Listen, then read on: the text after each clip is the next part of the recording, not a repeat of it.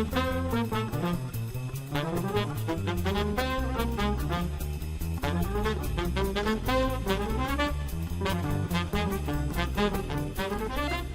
welcome to Business Brains and the Bottom Line. This is Paul Delegro, your host, and my guest today is Jonas Bull, the Chief Thinking Officer.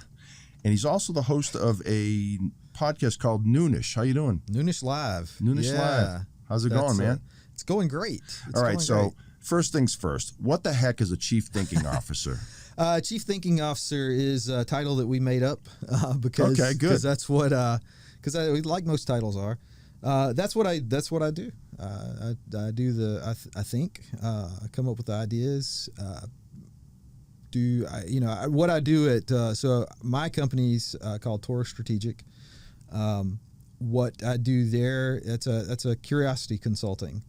So what anything that you might be curious about, in the real world, in the world outside of podcasts, that means if you're a business that is interested in investing in something, if you see something as a potential threat, if you've got something that's looks like they may be moving into your space and you need to get up to speed on that, or if it's something where you want to launch a new initiative, or like right now, everybody's fighting Bitcoin. Right. Cryptocurrency, one way or another, is impacting almost every business, and a lot of businesses are just not prepared for that. They don't have the mind share, and the boss, the executive team doesn't have time to go read up and learn all the stuff. So, since that's what I spend all my time doing is reading on one thing or another, and I'm making contact with experts in different fields. So I can get you a broad strokes brush of what's going on in a field quickly, and then bring in an expert, subject matter expert to take the deep dive. Cool. And that's what a chief thinking officer does. Okay, yeah, you had me going on that one. I'm like, okay, I never heard that title before. Yeah. We'll get into some of that stuff a little later on. CTO. But tell me about your podcast. Obviously, you're a fellow podcast. We have a little brotherhood here going. Little brotherhood, the brotherhood of podcasts. What's Noonish about? Sons of Pod. Yeah. So Noonish Live is a sports business technology. The theory behind it was the original idea was we kind of were kicking around this idea of, we should do a podcast, and what are we going to do a podcast on? And everybody's doing this and everybody's doing this. Well, hey, what if we just do what we do and talk about the things that we talk about, which is just a bunch of guys hanging out. Like if you, the kind of stuff that you would find in the water cooler around lunchtime. Yeah. Or the coffee break room, back when people used to go to the office. Yeah, I was going to say, days. Though that kind of conversation, we may be talking about sports. We usually spend about half an hour on sports and what's going on. And today we talked about boxing. We talked about NBA because there's a lot of fun stuff going on in the NBA. A lot of interesting stuff going on in boxing too. Yeah. Spent some time talking about whether the Cowboys are going to win some games this year.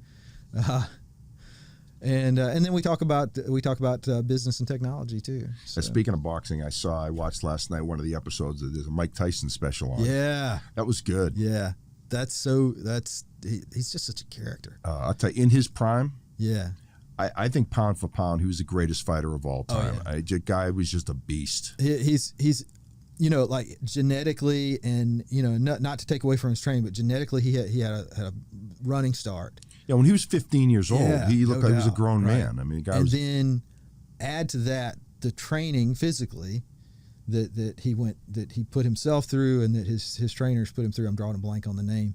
Customato. Customato, that's right. I don't know how could you forget that? Yeah, I watched it last night. That's the reason I remember that. It was last night. So. And then on top of that, training from the physical side, like Cuss is putting him through this mental attitude training that was just so far, like especially for his age, that was so far away from what everybody else was doing at that time. And so he's coming out, like you say, at 15 and 16 with this killer attitude and the body to back it up. Yeah. And it was just he was headed for the top. Yeah. No doubt. Yeah. And then he got there. Yeah. and that unfortunately a lot of times people took advantage of him. People took advantage of him, Yeah. and people get to that point. I've been there, not at that level, but you make it, and then you don't know what to do with yourself because everybody's telling you how great you are and how smart you are and how you're the greatest, and and you start believing it. I had forgotten a lot of stuff, but they showed him in that big mansion he had when he was married to Robin Givens. Right. And that was a disaster of a relationship. Right. I mean, they showed that interview where she threw him under the bus right on national TV because he was denying ever hitting her and ever being abusive. And she's like, oh, no, he was. I mean, I'm not doing the interview justice. Right. Go watch it, folks. But I can't think the final episode's next week. I'm definitely going to watch it. But yeah, we took it upon ourselves as a project to watch the Tiger Woods documentary. Okay. Which was, I'll say, it's not flattering to Tiger most of the time. Yeah. But some of that he did. Yeah. Probably a lot of that he did. Yeah. But look, I mean, if you're, I'm not a professional sports guy by any, not any kind of famous at all. But the people that I've encountered who've lived that lifestyle, you are just inundated with people who want a piece of you. Want a piece of you. Yeah. You're inundated with people who tell you how great you are, and they're it's not that they're not serious about it. I mean, they believe that they believe that, but you start letting that stuff go to your head, and you start doing crazy stuff, and you got the money, and you got the women, and you got the cars, and I mean, when you're young, and most of them are good-looking guys because they're young and fit, and it's one of my friends joked, he said, "There's a reason why we weren't pro athletes." Right. Yeah, that's what I always say. There's a reason why I'm not a billionaire. Certainly not up to now. Yeah, and we're older now, so we can actually sit here on our throne and say what we could have and should have done. But when you're 20 years old and making millions, not a good recipe. Yeah, well, and that's Elon Musk gets so much hate for whatever, everything he does. Somebody's got something positive to say about it. Somebody's got something negative to say about it. But the fact of the matter is, no matter what you think about him personally, he made the money. Yeah. Like you can't argue with that. Yeah, I think he's officially the richest man in the world right now. Right? I think Bezos has taken back over. Has it? Yeah. It's a constant battle. Yeah. And I know there's some rivalry there. Yeah. Like I mean, if you put two guys with anything where they're like, I'm the best. No, I'm the best. Yeah. There's going to be some rivalry. But yeah, those like those guys who come up with, whether it's in sports or it's in acting or music or now entrepreneurship is basically like a rock star. Yeah, no, I agree. And you make all that money and you've got all that success. It's it's going to breed a certain type of mentality. Yeah, and the whole.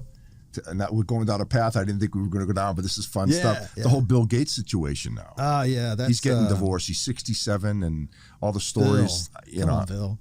All the. But now he has no prenup with his wife. Right. So his net worth's going to go down drastically. Yeah, he's gonna. That's going to be interesting to see what all plays out there. Yeah. There's a lot of stuff getting talked about that I think is like. Yeah, come on, guy. Yeah. Do you really? Yeah. Okay. Go back to the National Enquirer. Yeah, so stuff we don't need to hear about. It's stuff we don't need to hear about, and then there's stuff that's just like, here's the this is the thing we can pile on to this guy about. Yeah. And there may or may not be any truth to it. I mean, that's one of the things that we have lost, not to go into politics, but one of the things we've lost sight of in recent years is the whole concept of innocent until proven guilty. Oh my God, yeah. Like I completely agree. Somebody says the wrong thing, or somebody says that somebody said the wrong thing, and now they're guilty. I mean, it's done. And social media is not helping. I think social media is one of the greatest inventions, but it's one of the worst in my mind because it's destroyed lives. It's unquestionably we've proven that it's tremendously powerful. Yes. And anything that's tremendously powerful has an upside and a downside. And a lot of times that both of those are governed by how people, what people do with it. Yeah. No, I agree. So, well, hey, I got a question for you. So I'll be careful what I say because it's going to end up on social media somewhere. So your tagline on LinkedIn Yeah. is change the right thing and you can change everything. What do you Yep. mean by that? Because you're a thinker, obviously being the chief thinking officer, you put a lot of thought into things. So what do you mean by that? I think that is, to me, that is a sort of a core statement of what I think, where I think we should all start the day, where we should start our decision-making process. What's the one thing, the one change that I can make that will boost my business? What's the one change that I can make that will improve my health? What's the one change that I can make right now that will improve my relationship and with my wife or my kids or whatever?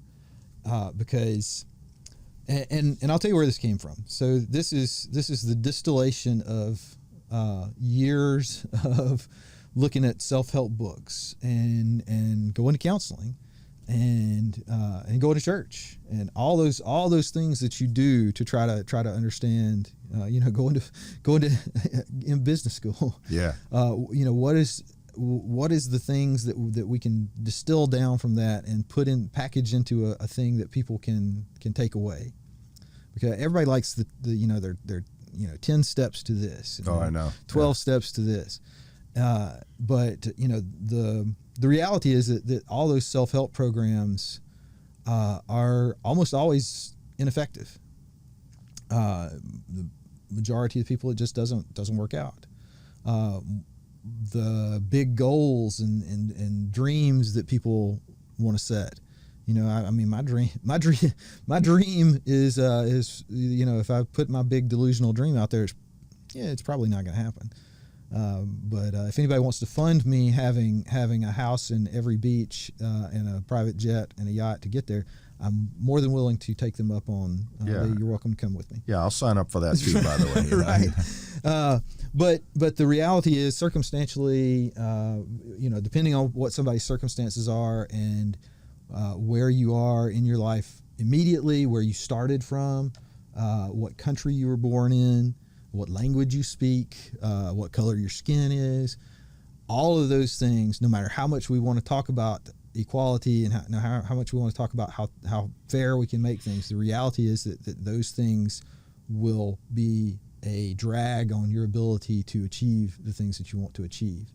So rather than filling somebody's head with a bunch of stuff about you can do it, or you just need to think more positive. All the cliches, right? Right. Yeah. What I'm saying is I'm not telling you that it's going to be perfect. I'm not telling you that the things that you want are achievable if you just believe hard enough, or even if you work hard enough. What I am telling you is that if you find that right thing to change, you can start making incremental improvements today. Yeah. And you can the rest of the aphorisms, and that is in every crisis there's an opportunity. We've seen that this just recently. We've had crises in the state, we've had crises in the nation. Lots of opportunities there if you were willing to take it upon yourself to do something good, and try to make omelets out of the broken eggs. Stop doing the things that don't work. If what you're doing isn't, if what you're building isn't the right thing, continuing to build more of it is not going to make it better. Yeah, no, I completely agree on that one. Again, like the goals, your intention, whatever goals you set, the intentions that you have don't get you anywhere without action. The actions that you take are the only things that are real. Yeah. And then, the big reveal, first public appearance, based on another one of the key components of this is education is painful. How painful is up to you. You can learn it fast and easy. Yep.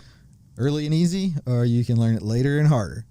But anyway, so that's going to be the future podcast, which we'll be launching in July-ish. That will be a different format from Noonish, but we'll.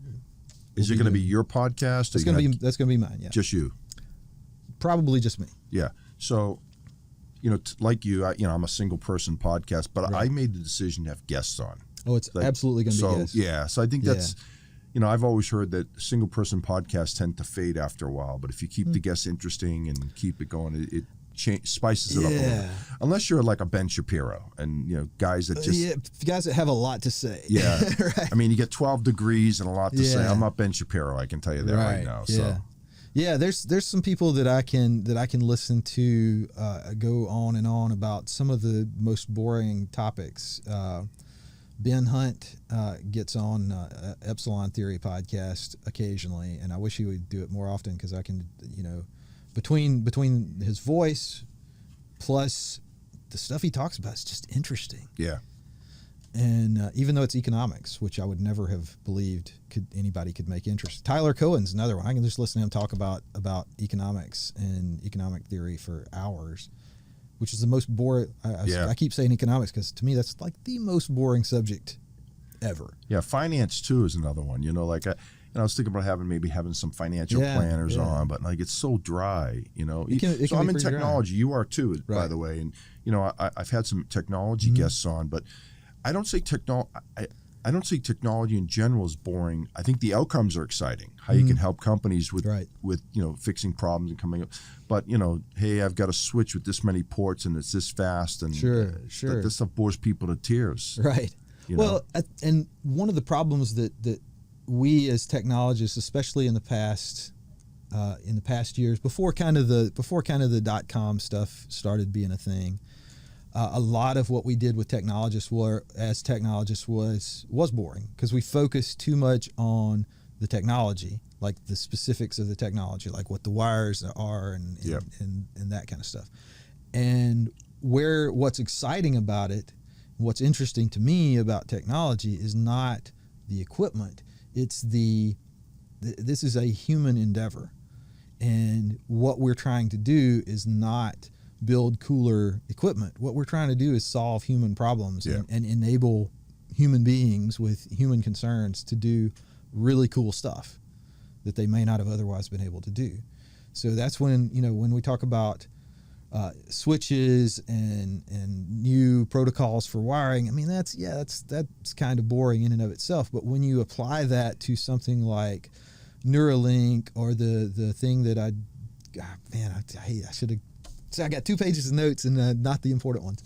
But they're things like that, and things like a friend of mine who is a power lifter, one of those who does strongman competitions. Well, he's a above the knee amputee.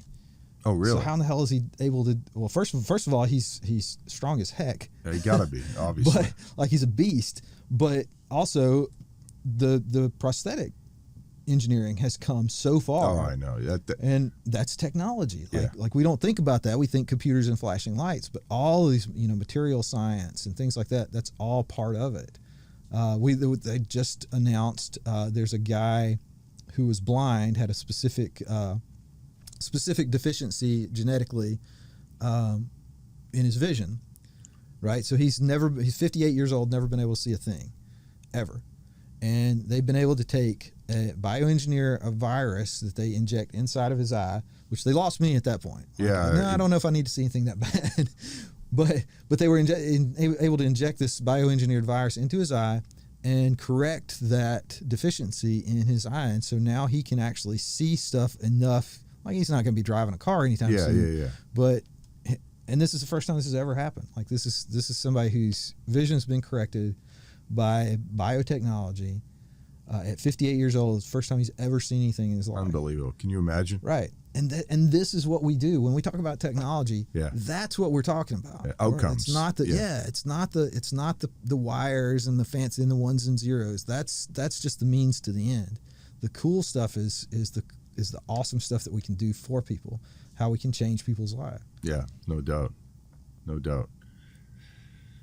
So I'm looking at your bio. A lot. You got. I mean, I only have a few notes here, but I looked at your bio, and you've got a lot of things you're interested. So you talked a lot about nuclear power. It seems to be a passion of yours. It's a new passion. Yeah. Okay. I was in the military years ago. So what were you in? I was in the Navy. Maybe the only podcaster who was in the Navy who is not a Navy SEAL. I would say that up Well, you front. you got the SEAL look with the beard and the headband. Well, the band. no, not me. I actually started, and I'll tell you this: it's first time in public. I failed out pretty early on. To be a SEAL. Yeah. So yeah, I gotta believe. I mean, any of those special forces. It's hard. It's hard. It's hard, and physically it is demanding, but especially for me at the time that I was in my life that I was there, there was just no way. Mentally, I was not prepared. Yeah. If I had my 20-year-old body and my 50-year-old mind, maybe, but maybe. Well, it's almost like being an athlete, right? You have to be physically gifted and then mentally gifted as well. So it's a combination of smarts and physique and right. Yeah, and I still know a few people, and most of them would say that it's kind of like Mark would say about football. It's a profession. It's a highly specialized profession, but it's just a job that you train for and you do it to the best of your ability. So you're saying you were in the Navy and what? So one of the things that I was exposed to in the Navy was to a small extent was some of the nuclear powered vessels in the Navy. Not because I spent a lot of time around it, but I'm interested in everything. I tried to do I didn't do the one job that I wanted to do, so I tried to do as much of every other job that I could do. Learn everything, learn all the weapon systems, learn all the ins and outs of the intelligence, learn everything they would let me learn. I tried to learn, and except for how to iron my clothes, still not too good at that, but. Some of the designs that they were using to power systems then were different from what we think of as the nuclear power plants that we have in public operation now. And so stepping away from what I may or may not have seen in the military, there are designs out there now that are publicly accessible or you can dig up the information on them quite easily for reactors that are way safer than what the old designs. All the designs that we have out now are from the 60s. Yeah, and they have much better designs. They have much better safety systems. And the fact of the matter is, we talk about a lot about sustainable energy, and we forget that all of these things, all the sustainable energy, all the green energy things that we have come at a price. Yes. The solar power systems that we have, those use specific minerals, there's a tremendous amount of engineering and manufacturing that goes into producing those, and they're not really that efficient. Yeah. On top of that, okay, so let's say solar. Let's say that we invent something tomorrow that lets you mass produce solar panels for super cheap. Okay, well, where do you put them? You got to put them somewhere so that they can get sunlight, right? Well, that's fine, but now you're covering up ground that probably used to have grass on it, or crops or trees. Well, what if we put them in the desert? Okay, well, guess what? Now we just are reflecting heat that was on that desert back into the sky. Well, that's got to go somewhere. So, that's one thing. Wind power looks really good on paper, and I want to believe that it is, but we don't know yet. Like we don't have the scale of wind farms yet to know what the environmental impact of that will be. Like you're sucking every time you put something out there that's pulling information out of the atmosphere, sunlight, wind power, water power.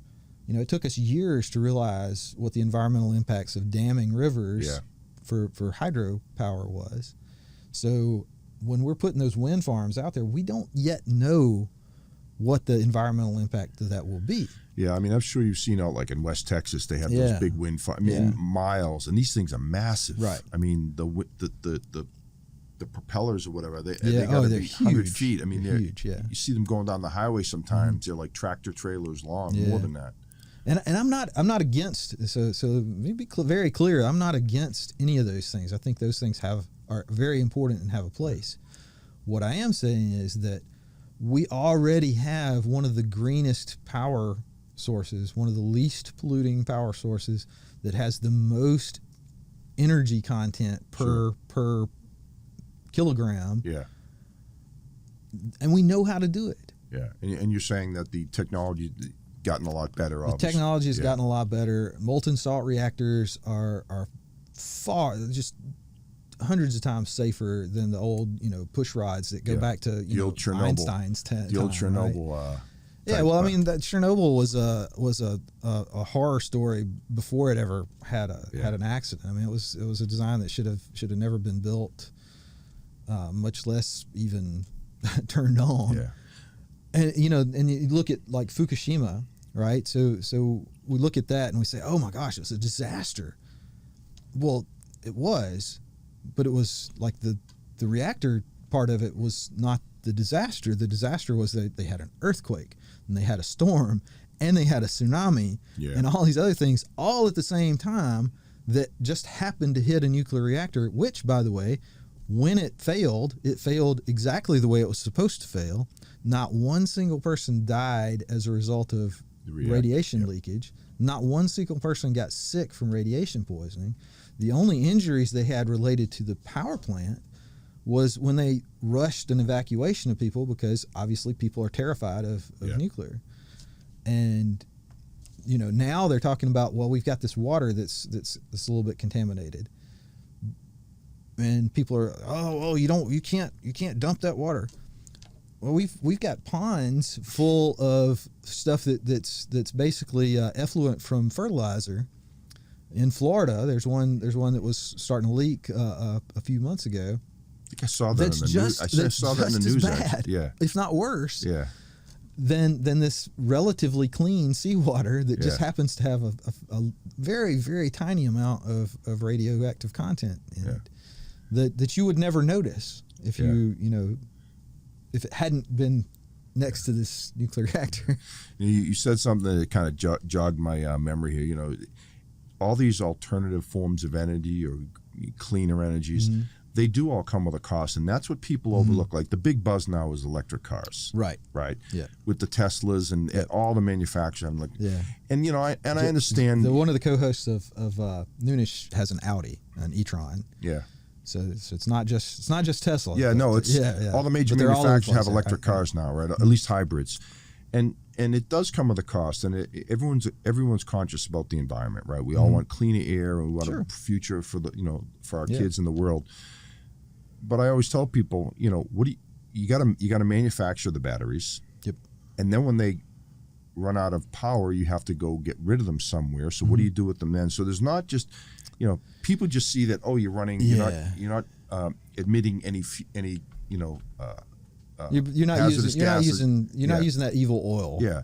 Right. You're not lining that evil oil. You're not using any fossil pockets. fuels and all that. And but they don't see, again, to your point, the cost. Right. There's a cost of. Well, and part of the cost is the battery itself. That's in terms of how can we do better with our grid.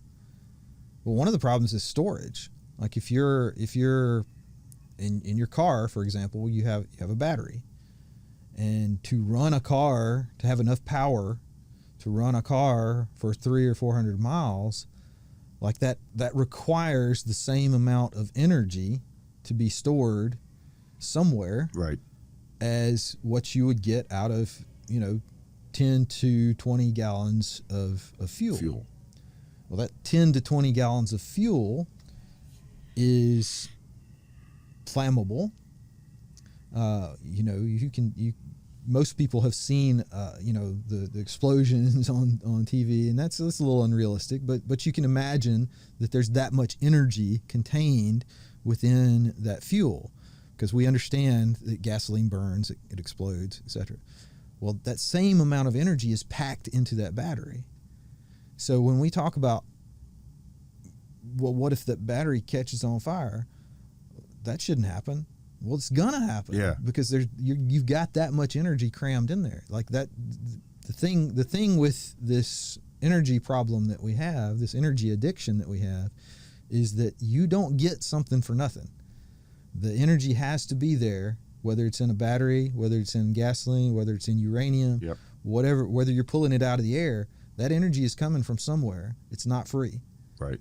And good point, by the way. You know, do I want us to go back to the Stone Age? No, but I enjoy all the comforts of modern life. But we have to think more and be more responsible about how we approach these things, and not just jump on a bandwagon because that's the cool thing to do. Yeah, and that seems to be. I want a Tesla truck. Yeah. Too. They're not making those yet, right? Not yet. Yeah, but they do have a waiting list. Yeah, you can get on the waiting list. They look cool, I tell you. Yeah. But you hit it right in the head. I mean, it's like the theme of the day seems to change all the time, right? Yeah, it's like, right. Like you said, it's everyone's socially conscious now and economically, eco-conscious and all that. But again, I don't think people really think ahead to what the downstream effects of all these things. You made a really simple example that I've seen it programmed on this show about damming rivers for reservoirs. Well, what they forget is the downstream effects of all the farmers that aren't going to get any water downstream and how it affects that land, And so, again, nothing's free. I don't know if a lot of times they run some pipes from the lake, and then charge the farmers for the water that they're draining off the lake. Yeah, I just saw something in California. There's a reservoir that they're actually not going to. It's such a drought that they're not going to release. And I think there was like hundreds and hundreds of acres of land that just aren't going to get any water. The poor farmers, that was the only source of water. Well, California, and you just go a few miles west of here where we're sitting, and that land is not naturally green. Yeah. It's not naturally, a high production farmland. It's naturally drier, and we can pump water over there. We can redirect rivers to go there. But we're not yet to the point that we can change the atmosphere in the way that we want to change it. Wow. And we do a lot of things like that where it's convenient for us, but we forget that there's a price to pay. And I think if there's any position that I would take on things like that, it's that we need to be radically moderate. we need to be cautious, but still take some risks. Yeah. And we need to do the big things and the cool things, but also think about what's going to happen if we do. And instead of all in this way or all in this way, there's a good path. There's a golden path through the middle that keeps things more in balance. Yeah. And it's not even balance, because where things happen in life, where things happen in planets, where things happen in energetic systems like the engine of a car, is not the static parts that are all the way cold or all the way hot. It's where the different elements come together dynamically. It's that dynamic equilibrium between energy release and energy storage, and between food that you take in and energy that comes out. That dynamic equilibrium between things that's where the good stuff happens. Yeah. And if we go too far conservative, too far liberal, or too far green and too far super tech, we're missing that the good stuff is going to happen in that. Yeah, I'd like to see a little bit more pragmatism in the way we approach things. I think, like you said, it's either one way or the other right now. There's people leaning one direction, people leaning the other. There's no middle ground anymore. And I'm like, hey, we've had fossil fuels for a couple hundred years now, and it didn't happen overnight. We're not going to get rid of it overnight. True. So we've got to, I don't know what the answers are, but you really have to develop new technologies and or improving the ones we've got. Because like you said, it's a zero-sum game, right? If you're gonna release this much energy, it's taking from somewhere. Right. Right. Right. So well, and like you said, it's not going to change. It's not going to change overnight. Yeah.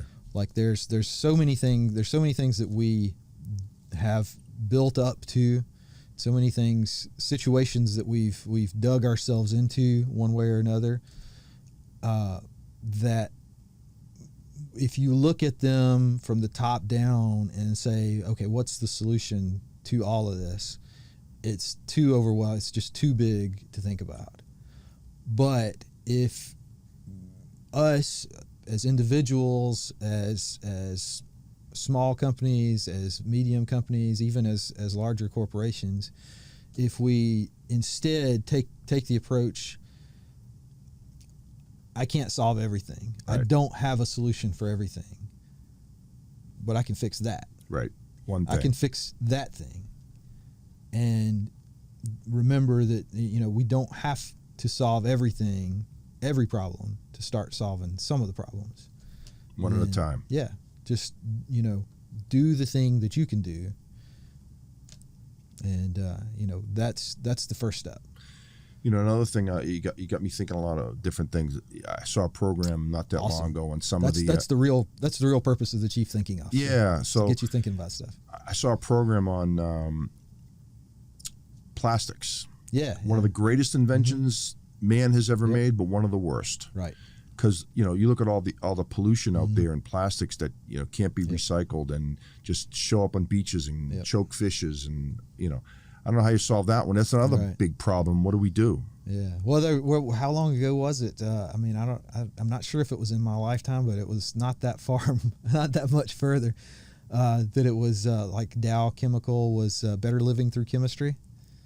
Right? Yeah. Like nobody would say that now. Well, because back in those days, right, when they developed products that were new and cool, it was the greatest thing. Yeah. But now 50 years later, because plastics have only been around for what?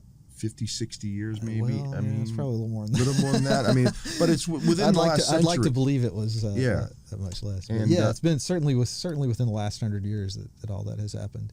And we forget because we don't have that kind of memory, because 100 years, that's a long time for somebody to remember. But we forget that life was different then. Yeah. We forget that those good old days weren't really all that great. Yeah. We've got people who are afraid of, we've got the anti-vaxxers. And I believe that there are some legitimate reasons why people are concerned. Now, I don't happen to agree with those reasons, but I understand why they're concerned about the coronavirus vaccines.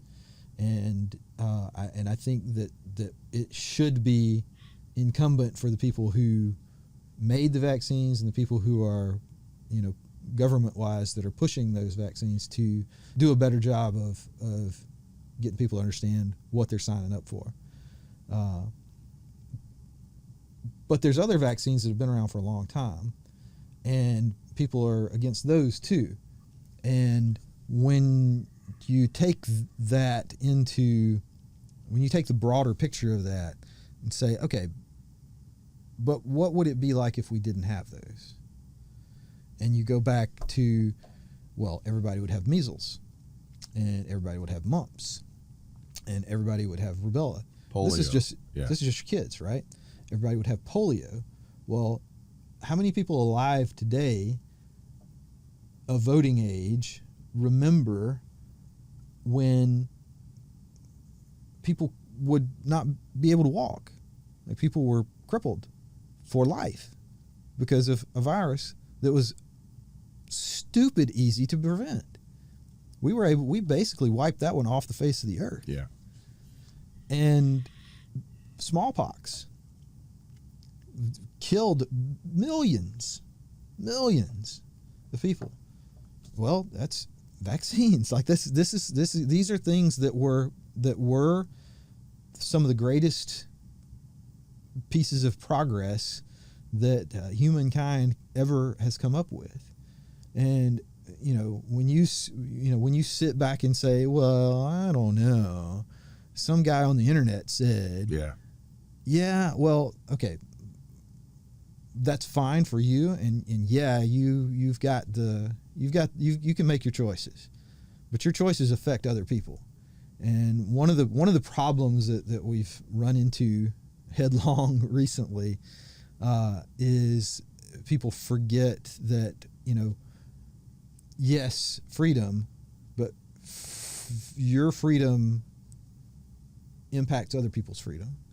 And freedom isn't something that you have because you have rights and you can't tell me what to do. That's not freedom. Freedom is the responsibility to say, you know what, I'm going to not do the thing that I want to do, because if I do, it's going to screw up your life. Freedom is you being willing to say, you know what, I could have ice cream for breakfast, cake for dinner, and pizza for dessert, but if I do, my life is going to be horrible within a few days, because I'm going to be sick, I'm going to be bloated, I'm going to be fat, and I'm going to move. Freedom is being able to say, you know what, I'm going to have the discipline to say, I think I'm going to have a light breakfast, and I'm going to, whatever. I'm not even going to try to get into what the right diet is. Yeah, exactly. It's a whole nother show. Yeah, that's one thing I will tell you I don't have the answer to. Yeah. But ice cream for breakfast, sadly, is not it. I don't think I've ever had ice cream for breakfast. I'm not sure. I must have had at least once in my life. The thing about it is, when you get to be an adult, you can have ice cream for breakfast. It doesn't mean you should. Yeah. But nobody's telling you can't. Exactly. So. Yeah. So I mean, those are the kind of things that a chief thinking officer wants you to think about. Yeah, you got a lot in your mind. I mean, I see you post on LinkedIn every day. You're doing a lot of running, I see, lately. I'm doing the running. I actually just finished a 50-mile race last month, the month of March. I did the 50-mile race. Unfortunately, I was not quite in perfect health for that, and so I've got some Achilles issues that I'm working on now.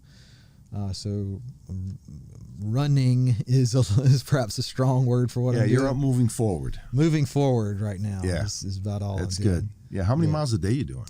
Like today I did like 7 miles today. So right now, because I'm trying to recover a little bit, I'm doing about 30 a week, plus or minus. I gave up running a long time ago. Back and knees. Yeah. I've had back surgery. Yeah. I mean, I work out every day. I do cardio and all, but there's zero impact in my workouts right now. We'll have to get we'd have to get the camera guy in here to do close-ups on the bone spurs that I have.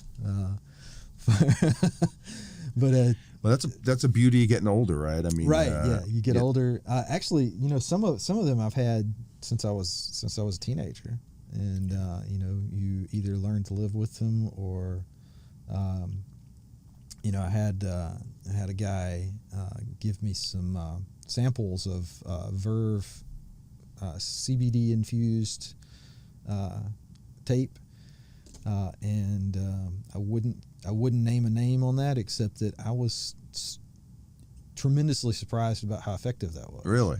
Yeah, and I'm not one of those K-tape people that walks around with little bits of tape all over their body. Yeah. But I just put that on on my Achilles there, and it's like, wow, that actually works. Yeah. So that's, again, we have a tremendous amount of things that we've been able to do with our technology. We've come a long way. We've learned a lot of things not to do. We've also learned that there's some things that we thought were really, really bad that aren't, maybe not quite as awful as we thought they were. And there's safe ways that we can use some things like CBD infused. Yeah, I don't know much about that. Haven't used that product at all. But it seems a lot of people are into it, so I don't know. Yeah, there must be something to it. I don't dismiss any of those types of things. There's a lot of good research behind it. I know a lot of people who have in the past have had their life go off the rails because they were, smoking a little too much or whatever. But I know a lot of people who did just fine, and I also know a lot of people whose life went off the rails and they didn't have any help at all. Yeah, it was all them. Yeah, so it's important to have a family structure and friends around you. Have a family structure. I think accountability is one of the things that which goes back to the freedom thing. Is you need to have some friends and family. Some sort of a support structure that holds you accountable to the things that you say you will do. That's why I'm starting to publicly say I'm going to do this solo podcast, because once I put it out there, now you got to do it. No, it's a little pressure. It's a good thing sometimes. Well, I mean, that's the same thing with the posting a little something about my run on a regular basis. I feel like that even without anybody else actually seeing it, there's a psychological pressure on me that I'm putting on myself to say, you don't get to post this stuff and make these statements unless you're actually doing it. Yeah. So there's that pressure, that I'm, like I say, I'm putting it on myself, but it's a pressure to say, if you're gonna say it, you got to do it. Yeah. And not only the doing, but also people need to hold you accountable for the things that you say you're not going to do. There's some things that some guardrails I've had to put up for myself that I have some friends and family that if it looks like I'm headed in the wrong direction, they call me out on it, and as they should. And that's what friends and family. Too often people are afraid to say something. Right. When you just Yeah. And on that note, if you see something, say something. I'm going to take it in a different direction on that though.